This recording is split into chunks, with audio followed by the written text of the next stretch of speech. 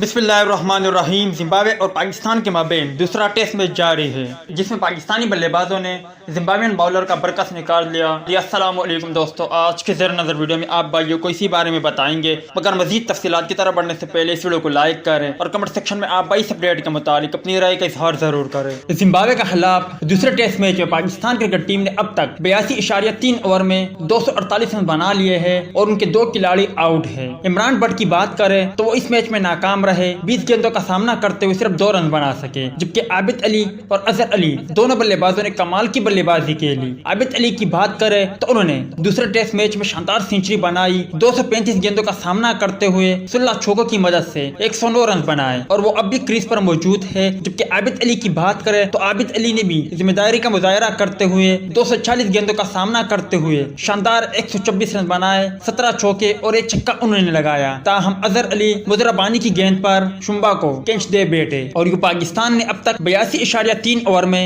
248 رن بنا لیے ہیں اور ان کے 2 کھلاڑی آؤٹ ہیں۔ امید ہے دوستو کہ آج کے مختصر ویڈیو بھی آپ بھائیوں کو پسند آئی ہوگی۔ ملتے ہیں کسی نیکسٹ ویڈیو میں، تب تک کے لیے اجازت دیجیے، اللہ حافظ۔